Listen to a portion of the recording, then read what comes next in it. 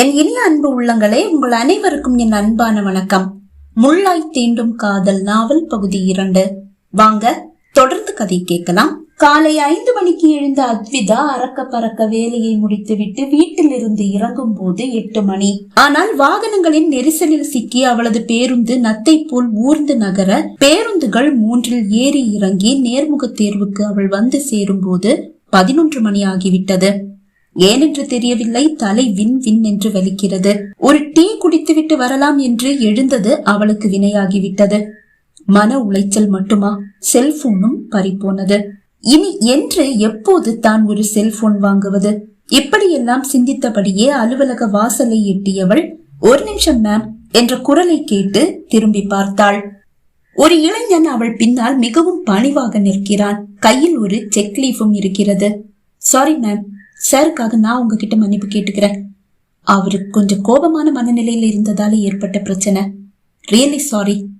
இதுல 10 lakh இருக்கு, இத சார் உங்ககிட்ட கொடுக்க சொன்னாரு என்று கூறி செக்கை அவளை நோக்கி நீட்ட, கோபமாக அந்த செக்கை பார்த்தவள் அதை வாங்கி கொண்டாள். இப்ப உங்க சார் எங்க இருக்காரு என்று கேட்டாள். அவர் அவருடைய கேபின்ல இருப்பாரு மேம். ஓகே என்றவள் உள்ளே வந்தாள். அதோ அவன் 4-5 பேரோடு நின்று பேசிக் கொண்டிருக்கிறான். அவன் அருகில் வந்தவள் எஸ்கியூஸ் மீ என்றாள். தலையை திருப்பி பார்த்தவன் அவளை கண்டதும், என்னுடைய பிஏ கிட்ட உங்களுக்கான செக்கை கொடுத்து அனுப்பியிருந்தேனே, நீங்க அவங்கள பாக்கலையா என்று கேட்டான்.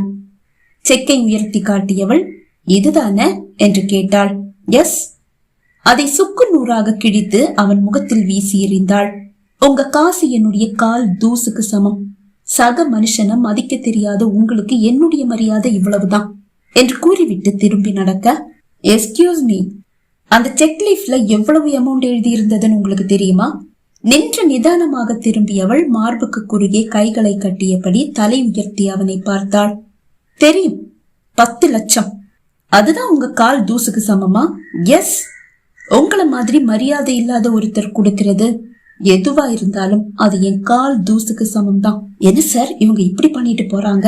ஒருவர் கேட்க, இதுவே 1 கோடியா இருந்திருந்தா பேசாம பல்ல இழிச்சிட்டு வாங்கிட்டு போயிருப்பாங்க சார். இன்னொருவர் கூற, அவரை முறைத்தவள், 1 கோடி இல்ல, 1000 கோடியே கொடுத்தாலும் என்னுடைய பதில் இதுவாதான் இருந்திருக்கும், அதுல எந்த மாற்றமும் இல்ல என்று கூறிவிட்டு அவர்களது எந்த பதிலுக்கும் காத்திராமல் வேகமாக நடந்து வெளியே வந்தாள். வெளியே வந்தவள் ஒரு டீ மட்டும் குடித்துவிட்டு சிறிது நேரம் ஒரு மரத்தடியில் அமர்ந்து காற்று வாங்கிய பிறகு உள்ளே வந்தாள். இப்போது அவளது மனம் லேசாகி இருக்கிறது. தன் ஆதங்கத்தை, தன் கோபத்தை ருத்ரனிடம் காட்டிவிட்டாள் அல்லவா? இப்போது அவளுக்கு முன் 5 பேர் இருக்கிறார்கள். பொறுமையாக வந்து ஒரு இருக்கையில் அமர்ந்தாள். ஒவ்வொருவரின் பெயராக அழைக்கப்பட்டு உள்ளே அனுப்பப்பட்டனர். இப்போது அவளது முறை வந்துவிட்டது. அத்விதா என்று அழைக்க அவள் எழுந்து அந்த அறைக்குள் சென்றாள். அறைக்குள் தன் எதிரில் அமர்ந்திருக்கும் அந்த இளைஞனை கண்டு லேசாக அதிர்ந்தாள். அவன் அருகில் இன்னொரு இளம் பெண்ணும் அமர்ந்திருக்கிறாள். அவள் மீது பட்ட விழிகள் மீண்டும் அவன் மீது வந்து நிலைத்து நின்றது. ஏளன புன்னகை ஒன்றை உதிர்த்தவன், 1 கோடி இல்ல, 1000 கோடியே ஆனாலும் உங்க கால் தூசுக்கு சமம்னா எதுக்காக வெறும் 25,000 சம்பளத்துக்காக இந்த வேலையை தேடி வந்தீங்க? மிஸ் அத்விதா முன்னால் இருக்கும் லேப்டாப்பில் விழிகளை பதித்து அவளது பெயரை வாசித்து கூறினான். உழைச்சு சம்பாதிக்கிற காசுக்கும் பிச்சைக்கும் எனக்கு வித்தியாசம் தெரியும் சார். அதனாலதான் நீங்க கொடுத்த காசை நான் ஏத்துக்கல. இருவரையும் வியப்போடு மாறி மாறி பார்த்த ரூபா, ஆனா இவங்களை உனக்கு முன்னாடியே தெரியுமா என்று கேட்டாள். இல்ல, இங்க உன்னுடைய ஆபீஸ்ல தான் கொஞ்சம் முன்னாடி மீட் பண்ணேன். ஏதாவது பிரச்சனையா? இல்ல ரூபா, எந்த பிரச்சனையும் இல்ல. ஆனா இந்த ஸ்டாஃப நீ எனக்கு விட்டு கொடு. இவங்களை நான் என்னுடைய ஆபீஸ்ல வேலைக்கு சேர்த்துக்கிறேன். என்னுடைய ஷூவை துடைக்கிற உன்னதமான வேலைய நான் இவங்களுக்கு கொடுக்கிறேன் என்றான். சாரி சார், அப்படி ஒரு வேலைதான் எனக்கு தேவைன்னா நான் ஏன் இந்த ஆபீஸ்ல வேலை தேடி வரணும்? மாசம் 30,000 கிடைக்கிற வீட்டு வேலைகள் நிறையவே இருக்கு. அதுல ஏதாவது ஒண்ணுல போய் சேர்ந்திருப்பேனே. நான் ஆபீஸ்ல வேலை பார்க்க தான் ஆசைப்படுறேன். மேலும் மேலும் உயர ஆசைப்படுறேன். மிஸ் அத்விதா, நீங்க என் ஷூவை தான் துடைக்கிறீங்க. மத்தபடி உங்களுக்கு என் ஆபீஸ்ல தான் வேலை. ஷூ மட்டும் துடைக்கிறது உங்க வேலை கிடையாது. எனக்கு என்னென்ன தேவையோ அதையெல்லாம் நீங்க தான் செஞ்சு கொடுக்குறீங்க. அதுக்காக நான் உங்களுக்கு மாசம் 25,000 கிடையாது, 50,000 கொடுப்பேன். நீங்க வேலையில சின்சியரா இருந்தா அந்த சேலரி இன்னும் அதிகமாகும். சாரி சார், எனக்கு இந்த வேலை வேண்டாம் என்றவள் ரூபாவை பார்த்தாள். மேம், என்னுடைய திறமையை பார்த்து உங்க ஆபீஸ்ல எனக்கு ஏதாவது வேலை கொடுக்கறதா இருந்தா கொடுங்க, இல்லனா நான் போலாமா மேம்? ருத்ரனை பார்த்த ரூபா, சாரி, எனக்கு என்னுடைய அண்ணன் தான் முக்கியம் என்றாள். ஓகே மேம் என்று கூறியவள் வாசலை நோக்கி நடக்க, 1 மினிட் மிஸ் அத்விதா என்று அழைத்து அவளை தடுத்தான் ருத்ரன். அவள் திரும்பி அவனை பார்த்தாள். 10 லட்சம் அவளது கால் தூசுக்கு சமம் என்று கூறி அதை கிழித்து அவன் முகத்தில் விட்டெறிந்த இவளை ஒரு நாளாவது தனக்கு அடிமை வேலை செய்ய வைக்க வேண்டும் என்று அவனுக்கு ஒரு ஆசை. 50,000 உங்களுக்கு கம்மியா தெரியுதுன்னா நான் உங்களுக்கு 1 லேக் கொடுக்கறேன். என் ஆபீஸ்ல நீங்க எனக்காக வேலை பாருங்க. நான் சொல்ற எல்லா வேலையையும் நீங்க பாருங்க. நீங்க சின்சியரா இருந்தீங்கன்னா அந்த 1 லேக் 2 லேக்கா மாறும். இந்த சேலரி கம்மின்னு நீங்க நினைக்க மாட்டீங்கன்னு நினைக்கிறேன். அவன் அருகில் வந்து நின்றவள், சார், நான் நீங்க நினைக்கிற மாதிரி பொண்ணு கிடையாது. ஒண்ணு பண்ணுங்களேன், எவ்வளவு ஒருத்திய கல்யாணம் பண்ணிக்கிட்டு உங்க ஆபீஸ்ல கொண்டு போய் உட்கார வைங்க. நீங்க சொல்ற வேலையையும் சொல்லாத வேலையையும் சேர்த்து அவ பண்ணுவா, எதுவும் பண்ணுவா. உங்களுக்கு மட்டும் இல்ல, நீங்க கை காட்டுற எவனுக்கும் சேவை செய்ய அவ தயாரா இருப்பா. ரொம்ப சீக்கிரமாவே வேர்ல்டு நம்பர் 1 பணக்காரங்க லிஸ்ட்ல நீங்களும் சேர்ந்துடலாம். அவளது அந்த வார்த்தை அவன் கோபத்தை தூண்டியது. என்ன சொன்ன என்று கேட்டவன் ஓங்கி அவள் கன்னத்தில் ஒரு அறை விட்டான். ரூபா இதை எதிர்பார்க்கவில்லை. அதிர்ந்த ரூபா ஒரு அடி பின்னால் எடுத்து வைத்தாள். கன்னத்தை பிடித்துக் கொண்ட அத்விதா, எனக்கு யார் எது கொடுத்தாலும் அதை திருப்பி கொடுக்கறதுதான் சார் என்னுடைய வழக்கம் என்று கூறி அவன் எதிர்பாராத அந்த நொடி ஓங்கி அவன் கன்னத்தில் ஒரு அறை விட்டாள். இதை ரூபாவும் எதிர்பார்க்கவில்லை, ருத்ரனும் எதிர்பார்க்கவில்லை. என்னை அடிக்கிற என்று கேட்டவன் அதிவேகத்தில் மீண்டும் அவள் கன்னத்தில் ஒரு அறை விட்டான். இப்போது அவன் அடித்த அடி முதல் அடியை விட இன்னும் பலமாக விழ அவள் தடுமாறி தரையில் வீழ்ந்தாள். அவுட்! இனி ஒரு நிமிஷம் நீ என் கண் முன்னாடி நின்ன, அவ்வளவுதான். எழுந்து நின்றவள் அவனை கோபமாக பார்த்தாள். இது உங்க இடம் ஆனதால ரொம்ப திமிரா என்கிட்ட நடந்துகிட்டீங்க.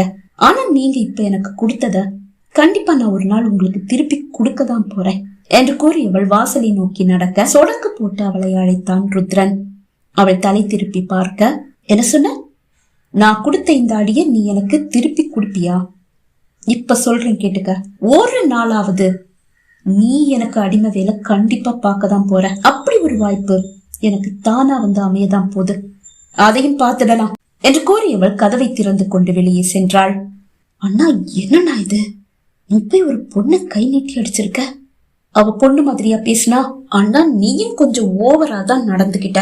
அதுக்கு அவ பதிலடி கொடுத்தா அவ்வளவுதான். இப்ப உன்னை அவ அடிச்சுட்டான்ல, இங்க நான் மட்டும் இருந்தேன், அதனால உன் மானம் போகல. வேற யாராவது இருந்திருந்தா என்ன ஆகி இருக்கும்? இந்த அடியை நான் ஒரு நாளும் மறக்க மாட்டேன்.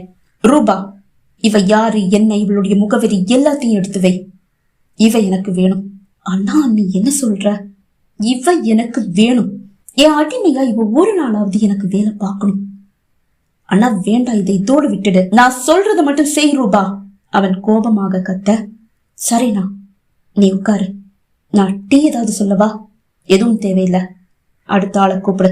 நேர்முக தேர்வு தொடர்ந்து நடைபெற்றது. நேர்முக தேர்வு முடிந்ததும் அந்த பொண்ணுடைய அட்ரஸ் என்னுடைய வாட்ஸ்அப்புக்கு அனுப்பிவை ரூபா என்று கூறியவன் எழுந்து வெளியே சென்றான். முன்பே யோசித்து வைத்திருந்தது போன்று தன் தோழி ஹாசினியை அழைத்து என்னென்ன செய்ய வேண்டும் என்று தெளிவாக கூறியபடியே அவளது தோழியின் முகவரியை ருத்ரனுக்கு அனுப்பி வைத்தாள் ரூபா. முகவரி கிடைத்ததும் சாலையில் பாய்ந்து கொண்டிருந்த ருத்ரனின் கார் அந்த முகவரியை நோக்கி பாய்ந்தது. அழகான அந்த வீட்டின் முன்னால் ஒரு ஓரமாக காரை நிறுத்திவிட்டு இறங்கிய ருத்ரன் கேட்டை திறந்து கொண்டு உள்ளே வந்தான். அழைப்பு மணியை அழுத்த ஒரு இளம் பெண் கதவை திறந்தாள். அவள் ஹாசினியின் வீட்டு வேலைக்கார பெண். மிஸ் அத்விதா என்று கேட்டான். அத்விதாவா? அவ ஊருக்கு போயிட்டாளே அந்த பெண் கூற. ஊருக்கா? ஆமா, அத்விதா என்னுடைய ஃப்ரெண்டு. இங்க சென்னையில தான் டிகிரி படிச்சா. அப்படி எனக்கு ஃப்ரெண்டு. படிப்பு முடிச்சதும் அவளுடைய ஊருக்கு போயிட்டா. அதுக்கப்புறமா வேலை தேடி சென்னை வந்தவ 6 மாசம் என் கூட தான் தங்கி இருந்தா. நிறைய இன்டர்வியூ அட்டன் பண்ணா, ஆனா அவளுக்கு வேலையே கிடைக்கல. இன்னைக்கு ஒரு இன்டர்வியூ இருந்தது. என்ன ஆச்சு ஏதாச்சு எனக்கு எதுவும் தெரியல. அங்க ஏதோ நடந்திருக்குன்னு மட்டும் புரியுது. வந்ததும் நான் இனி இங்க இருக்க விரும்பல அப்படின்னு சொல்லிட்டு உடனே கிளம்பிட்டா. அவங்க எந்த ஊரு? தேனி. அவங்க அட்ரஸ் தெரியுமா? இல்ல, தேனி அட்ரஸ் எனக்கு தெரியாது. அவ சென்னையில என் கூட படிச்சா, அப்படிதான் எனக்கு ஃப்ரெண்டு. நான் அவ வீட்டுக்கு போனதில்ல. ஓ அப்படியா என்றவன் ஏமாற்றத்தோடு திரும்பினான். நாட்கள் மெல்ல நகர ஆரம்பித்தது. அத்விதாவின் அப்பா அவரது அலுவல் வேலையில் மூழ்கி இருக்க பியூன் வந்து, சார், ருத்ரன் சார் உங்களை கூப்பிடுறாரு என்றார். சாரா? வியப்போடு கேட்டவர் எழுந்து கொண்டார். என்றுதான் ருத்ரன் இலங்கை புறப்படுகிறான். ஏதும் வேலையை தூக்கி தன் தலையில் வைத்துவிட்டு போக போகிறாரா என்ன என்று நினைத்தபடியே அவனது அறைக்கு வந்தவர் அனுமதி பெற்று உள்ளே வரும்போது அவன் செல்போனில் ஏதோ பார்த்து கொண்டிருக்கிறான். அவன் முன் பணிவாக வந்து நின்றவர், சார் என்றார். தலையை உயர்த்தி அவரை பார்த்தவன், இந்த பொண்ணு இது யார் சார் என்று கேட்டான். பொண்ணா என்றவர் அவன் செல்லை தன் பக்கம் திருப்பும் போதுதான் அது மானசாவின் புகைப்படம் என்று கண்டார். அவர் வாட்ஸ்அப்பில் போட்ட புகைப்படங்களில் ஒன்றை தான் எடுத்து காண்பிக்கிறான். அவருக்கு தலைகால் புரியவில்லை. தன் மனைவியின் கழிப்பு சரியாகிவிட்டதே. மானசாவின் புகைப்படத்தை பார்த்து ருத்ரன் மயங்கிதான் இருக்கிறான். அதனால் அல்லவா தன்னை அழைத்து விசாரிக்கிறான். சார், இது என்னுடைய பொண்ணு மானசா சார். இவளுக்குதான் நாளைக்கு பிறந்த நாள். உற்சாகத்தோடு அவர் கூற, ஓ அப்படியா, ரொம்ப அழகா இருக்காங்க என்றவன் எழுந்து அவர் அருகில் வந்தான். உங்க பக்கத்துல நிக்கிறது உங்க மனைவியா? அடுத்த புகைப்படத்தை எடுத்து காண்பித்தபடி கேட்டான். ஆம் சார். இது யாரு கொஞ்சம் தள்ளி நிக்கிற இந்த பொண்ணு? அது அத்விதாவின் புகைப்படம். புகைப்படம் எடுக்கும் போது அது வழியாக கடந்து சென்றவளும் அந்த புகைப்படத்தில் சிக்கி இருக்கிறாள். இதுவும் என்னுடைய பொண்ணுதான் சார். பேரு அத்விதா. ஓ, இவங்க 2 பேரும் அக்கா தங்கச்சியா? ஆமா சார். பார்த்தா சொல்ல மாட்டாங்க. மானசா ரொம்ப அழகா இருக்காங்க. ஆனா இவங்க அவங்க அளவு இல்ல. மானசா தான் அக்காவா? இல்ல சார், மானசா தங்கச்சி, அத்விதா தான் அக்கா. ஓ அப்படியா? ஆமா சார். ஆனா மானசா அழகா இருக்கிறதால பொண்ணு கேட்டு வர்றவங்க யாரா இருந்தாலும் மானசா போதும்னு சொல்றாங்க சார். அதனால மானசாவுக்கு நாங்க இப்போ மாப்பிள்ள பாத்துட்டு இருக்கோம். முதல்ல அவளுடைய கல்யாணத்தை முடிச்சுட்டா அதுக்கப்புறமா வர்ற மாப்பிள்ள அத்விதாவை கட்டிப்பாரு இல்லையா? ரொம்ப நல்ல ஐடியா தான். புகைப்படங்கள் ஒவ்வொன்றையாக அவன் பார்த்து கொண்டிருக்க, சார் ஏதாவது வேலை இருக்கா? இல்ல இல்ல. அப்போ நான் போய் என் வேலையை பார்க்கலாமா சார்? கண்டிப்பா. அப்புறம் நாளைக்கு மானசாவுடைய பிறந்த நாள்னு சொல்லி என்ன கூப்பிட்டுருந்தீங்கல்ல?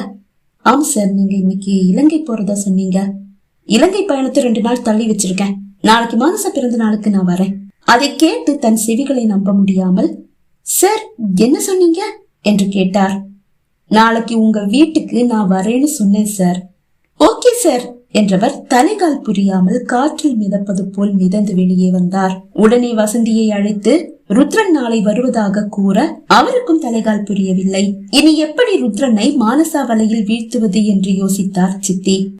பகுதி 2 நிறைவடைந்தது. பகுதி 3 உங்களை சந்திக்கும் வரை விடைபெறுகிறேன். நன்றி, வணக்கம்.